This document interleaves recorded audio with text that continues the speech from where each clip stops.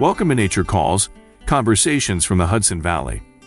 Our team's goal is to present science-based information about gardening and all things nature in New York's Hudson Valley. Hosts Jean and Tim, along with team members Teresa and Linda, are master gardener volunteers for New York's Columbia and Greene counties.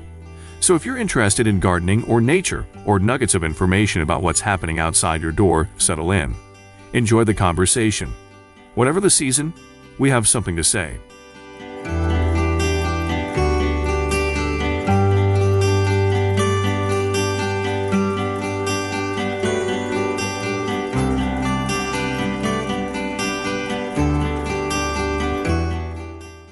Hi, and welcome to Nature Calls, Conversations from the Hudson Valley. I'm Tim Kennelty. And I'm Jean Thomas. And I'm Linda Aydlett. And I'm Teresa Golden.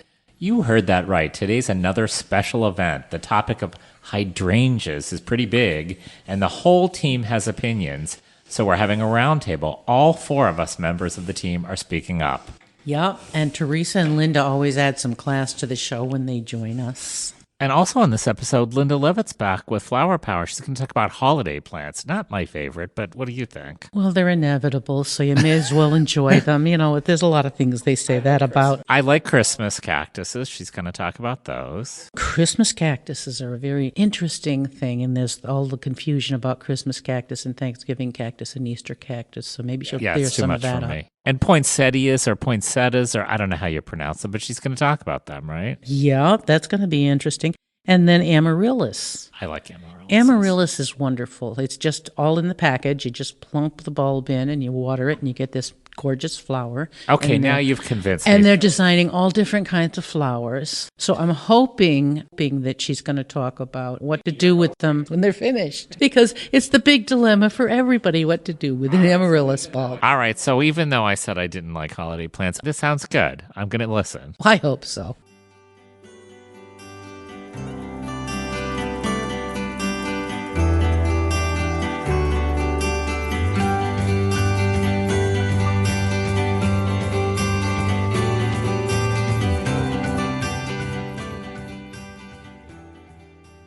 We all have hydrangeas in our gardens and love them. Every year at our annual Greene County Youth Fair and the Columbia County Fair, our volunteers are swamped with questions about hydrangeas.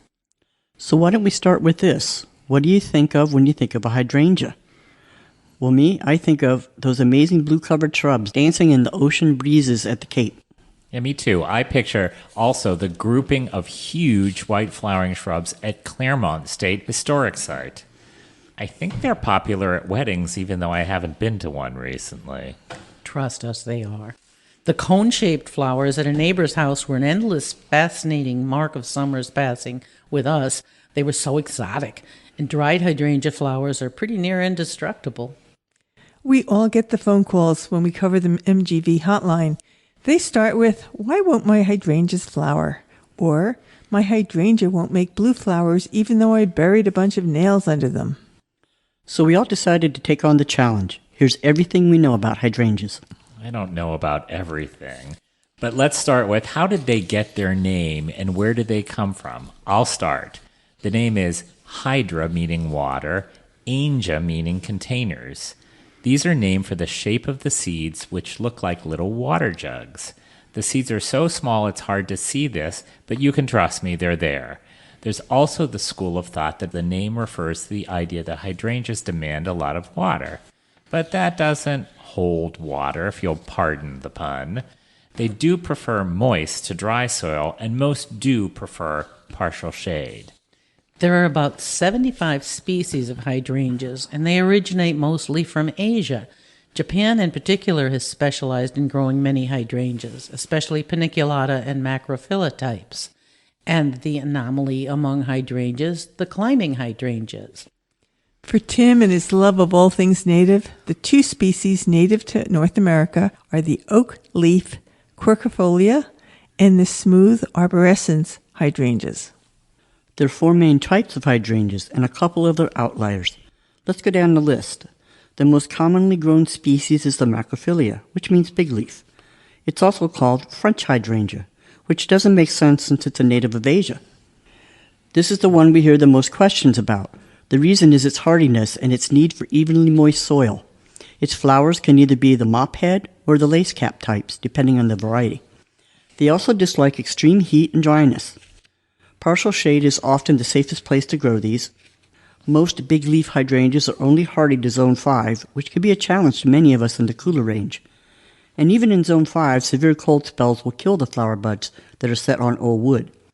Now that's a generalization. There's always new cultivars, and you may have the perfect sheltered spot in your yard. Hydrangea arborescens is also known as smooth hydrangea. Yay, it is a native species, and they let me talk about this today. Sometimes even called wild hydrangea, and it makes a fluffy or kind of flat flower head. The plants usually stay reasonably short for a nice hedge. They bloom on new wood, so have minimal winter damage to the flower buds. You can even cut them back hard since the flower buds develop in the spring.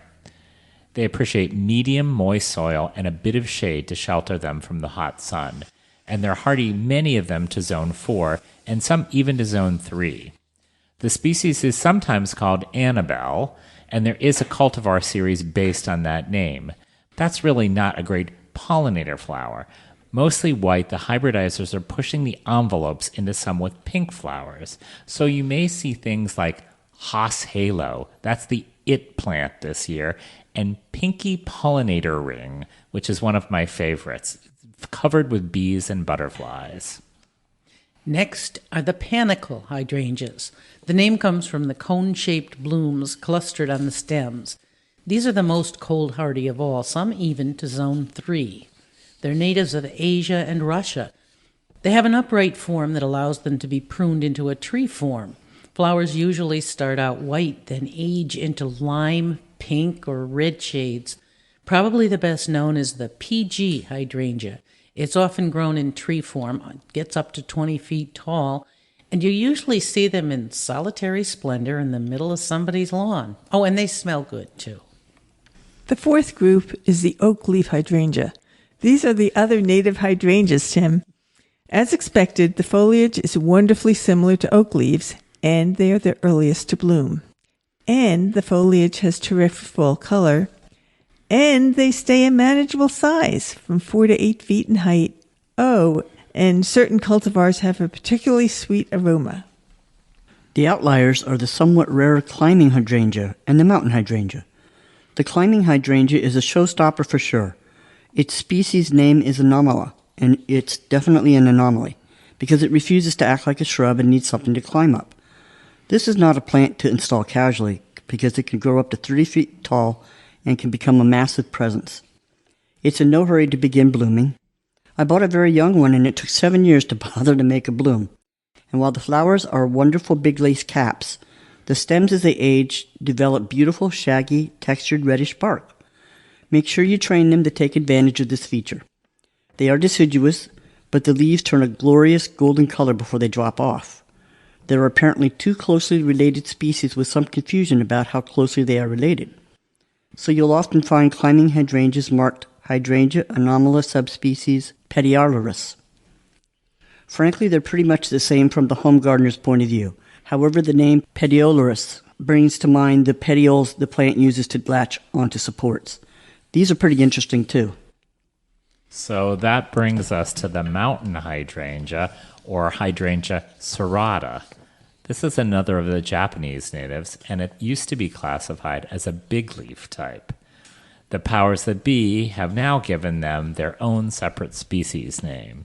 They are somewhat smaller and may be mistaken for a young macrophylla. They have lace cap type flowers of a vivid blue or dark pink. Their compact size makes them a little more manageable than the usual big leaf types. The foliage is a bit crisper, and the leaves have a saw-tooth edge, hence the name serrata. The flowers max out at about 8 inches in diameter, and the plants are usually about 3 feet tall. I have the bluebird variety, and this is another nice border shrub with awesome fall foliage color and a bright reddish purple. So, the usual suspects of the 4 most common types of hydrangea are joined by 2 less well-known types. The climbing hydrangea can get huge, and the mountain hydrangeas are a tidy, well-mannered addition to a smaller garden or mixed bed. You know, we've been rambling on about the flowers, but shouldn't assume that everybody listening knows a mophead from a lace cap. So here goes. First, all hydrangea flowers consist of two types of florets, or tiny individual flowers. The outer, sterile ones are larger, showier, and often more colorful. And the inner ones are the fertile ones that yield the nectar and pollen. On a lace cap style fluorescence, the fertile florets are usually all open to access by pollinators, either flat or in shallow domes. The mopheads, as you might expect, look like snowballs of florets. Often the sterile outer florets obscure the inner fertile florets and are therefore less friendly as pollinators. This may explain Tim's preference for natives, since these are usually better neighbors for the insect populations. And since we get a lot of questions about flowering, or lack of, let's talk about pruning and old wood versus new wood. Pruning is important because grooming is pretty important to hydrangeas. They can get pretty big, and once they reach the size you want, you're going to have to keep them in line. Also, when you prune is when you can encourage optimal flowering. Some hydrangeas bloom on old wood. This means the flower bud forms on branches that go into winter and are susceptible to extreme cold. An especially harsh cold spell can kill off the flower beds and cost a season of bloom in your yard. This includes the macrophylla, big leaf types particularly. Oak leaf types are also susceptible to winter kill of the flowering buds. The climbing hydrangea can also suffer winter damage and be a disappointment for flowering, but the bark and foliage are also beautiful. So pruning makes a difference in flowering some years. You must know before you prune which type you have, because it makes a difference when you should prune. The hydrangeas that bloom on old wood should be pruned after flowering. These are the macrophylla, oak leaf, and climbing. Those that bloom on new wood can be pruned at almost any time, sometimes to the ground if you like. So it's important to know. This group includes any rebloomers, especially the mountain type and some of the new cultivars. With rebloomers, be sure to feed well in the spring. Remember, they're constantly trying to build new buds and flowers. When you do prune, it's important to cut the stem in the correct place. Too far from the bud site will result in an ugly dead stub, and too close may kill the bud. Don't get confused if there are pairs of buds. This is common with several types of hydrangea. You won't have to choose between them, just prune to give both an opportunity. Now we can get to the burning question of color. People frequently complain that their hydrangeas are the wrong color. They want to have blue flowers if theirs are pink, and vice versa. The main problem is that first, we can only change the color of a certain type of hydrangea. That's the macrophylla, or big leaf hydrangea. Oak leaf, paniculata, and arborescens are primarily shades of white, sometimes pink, seldom blue. To change the macrophylla to blue, which is the most frequent, use a fertilizer containing aluminum sulfate, or one that's labeled for acid-loving plants. And since you're adjusting the pH, which is soil acidity, it's a slow process. We're talking months or years, not a couple of weeks. So buy your plants already flowering in the color you want. You can make sure they stay that color by making sure in advance that the soil you plant into is the correct pH already. Acid for blue, alkaline for red or pink. The use of nails or coffee grounds has no guarantee, so use them if you must, but increase your odds for success by using specialized fertilizers and preparing the soil. There's good news for those of you who are overwhelmed by the whole hydrangea mystique. New varieties are being developed all the time with better hardiness and color consistency. If you still want to avoid hydrangeas but want the snowball look, there are viburnums and some Cornish varieties that will do just fine and give you the same effect.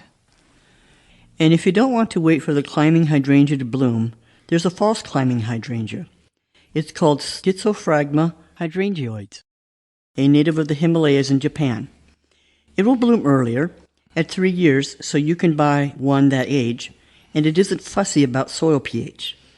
It's also fragrant and tolerates partial shade. Most often white, the inflorescences are a little skimpy in size compared to the lace caps of the climbing hydrangea, but abundant, and the leaves are a pretty heart-shaped dark green with sawtooth edges that turn yellow in fall. Let's not forget a word of encouragement for those of you who think you were born without a green thumb. Those beautiful hydrangea plants that you get at Easter and Mother's Day are usually not hardy and won't survive the winter. If you think you're a failure because of these, remember, like they say on TV, it's not your fault, it's someone else's. Just be sure the next one's coming from a nursery or garden center, and it's hardy at least to zone 5. I think we've covered all the most common questions about hydrangeas. If you still have questions, call or email the Master Gardener volunteers. Columbia County, 518-828-3346. Greene County, 518-622-9820. Or email CCE Columbia Green and find us on the gardening page. Thanks for joining us at Nature Calls, Conversations from the Hudson Valley.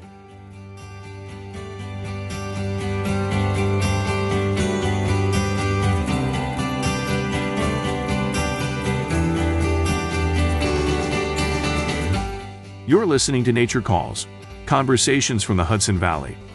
Stay tuned for Flower Power.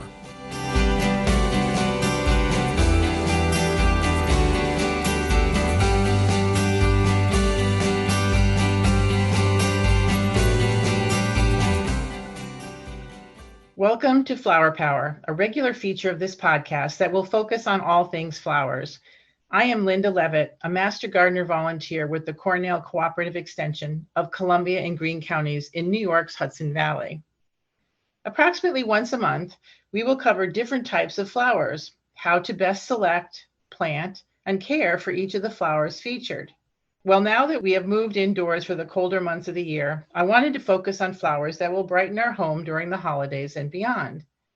In this episode, I am excited to talk about 3 plants that will keep your home colorful and festive: the Amaryllis, the holiday cactus, and poinsettias. Let's start with the Amaryllis. The Amaryllis is a plant actually native to Central and South America. It is a small genus of flowering bulbs with 2 species, the most common of which is the Amaryllis belladonna, which is native to the Western Cape region of South Africa. This flower is also called by other names: the belladonna lily, Jersey lily, naked lady, amarillo, or Easter lily. Most of the time, for us here in the Northeast, we find the amaryllis bulb already planted, especially during the holiday season. But if not, let's talk about how to plant and care for your plant. First of all, you would like to select a 6 to 8 inch heavier pot to prevent tipping over. You may even top the soil with pea gravel or little stones to give it a little bit more weight. The bulb should be planted with the pointed end up in a good potting soil, making sure to pack the soil very gently around the bulb, leaving about 1/3 of the bulb above the soil. Do not use soil from your garden because it will not drain very well. You want to place the pot in a bright, indirect light, watering sparingly until you see about 2 inches of growth on the bulb. Then water regularly every week or so, or when it feels dry on top. Turn the pot periodically to encourage the stalk to grow straight.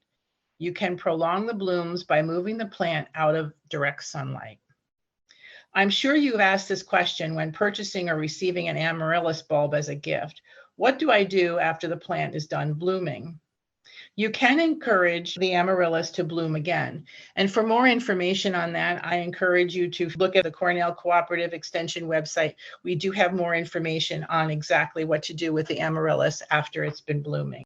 Now let's talk about the next plant, which is the holiday, or commonly known as the Christmas cactus. This plant is either a Christmas cactus or a holiday cactus. It is sometimes called the crab cactus. Depending on the variety, the plant can bloom either in the late fall or early winter. Some varieties even bloom in the spring around Easter time. The plant actually originated in the Brazilian rainforest, making its care very different than growing other succulents. All varieties can be started indoors any time of the year, and you want to move it outdoors in the summer months. As I mentioned, these plants are actually succulents, but need moist, well-drained, loamy soil. This makes their care a little trickier than most desert-loving cacti that are drought-resistant. The holiday cactus needs water to remain healthy. I myself did not know this and have wondered why my Christmas cactus hasn't grown that much or bloomed that well. So the first thing that I did after doing this research was to go upstairs, water the plant, which is now starting to form buds. The flattened leaves on the plant are in stemmed segments that hang and drape. The flowers will form at the end of the stems. You can encourage more stems to form by using a hanging planter or place it somewhere where it has room to drape. Let's talk about planting your holiday cactus. The best pots are actually terracotta pots or clay, allowing the water to wick away and prevent overwatering. Make sure you have drainage holes in the bottom. Holiday cactus like to be pot bound, so keeping the pots small is very important. If you find yourself repotting the plant, make sure that the new container is not more than 1 to 2 inches bigger than the old container. If the pot is too large, it retains too much moisture, inviting insects and plant diseases. For lighting, the plant prefers partial shade or diffused light. If you expose them to direct sunlight, make sure you do not do that during the spring or summer months. The soil you use is actually not essential when growing a healthy blooming plant. It adapts to most soil conditions. It can thrive in a cactus mix soil or general purpose potting soil. It should be more acidic than alkaline, with a pH of about 5.5 to 6.2 for the ultimate results. This is a cactus, but it craves more water than most. Water the plant thoroughly, allowing excess water to run out of the drainage holes. The soil should be allowed to dry out completely between waterings. If you put your plant outside in the summertime, you'll find that you may have to water it 2 to 3 times a week. When in a cooler location in the winter, it may only need to be watered once every 2 to 3 weeks. Since it originated in the Brazilian rainforest, the plant will need ample humidity. You can do this in 1 of 2 ways, either spraying it with a mister or placing the pot on a tray of pebbles. Its peak growth months are April to September. It likes temperatures between 70 and 80 degrees.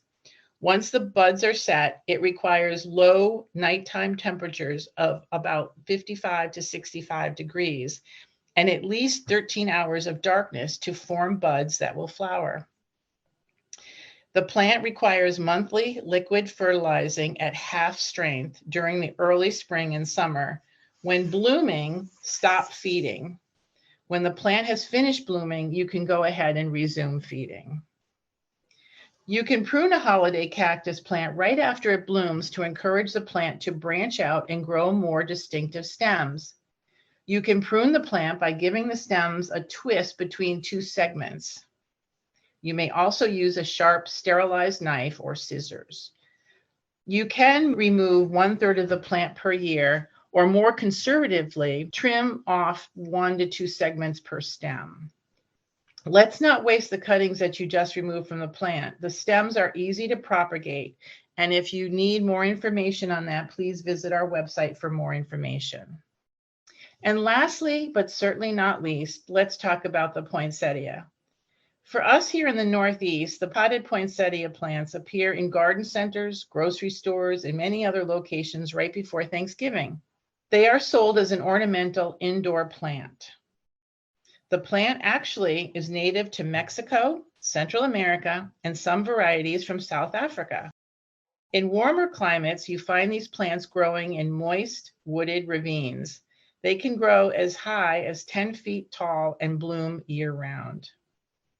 The plant was actually named for Joel R. Poinsett, who was the first U.S. minister in Mexico in the late 1820s and popularized the plant, introducing it to floriculture. The plant is often stated to be highly toxic, but it is not dangerous to pets or children. Exposure to the plant, even consumption, most often results in no effect, though it can cause stomach upset. This misconception of toxicity was spread in 1919 by an urban legend of a 2-year-old dying after eating a poinsettia leaf. In 1970, the FDA published a newsletter outlining the exact effects possible from consuming any part of the plant. The sticky white sap that you'll see can cause a skin rash. You should avoid contact with your mouth or your eyes. The sap will also cause your gardening tools to be very sticky and can be washed off very easily with alcohol. Poinsettias are in the euphorbia family. They are very popular through the winter holidays because of their colorful bracts, which are actually modified leaves.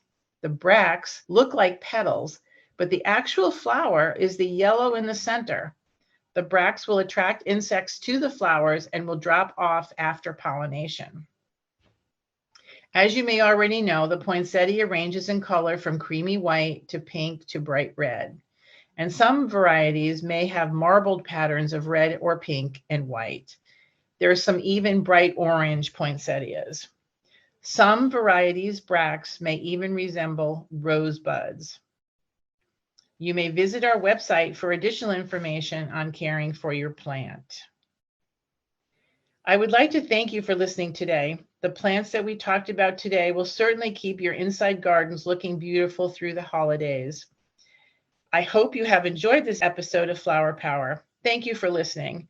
As I mentioned throughout the podcast, there is a great deal more information on these plants on our website. Until the next time, I am Linda Levitt, and please remember to stop and smell the flowers, even if they are indoors.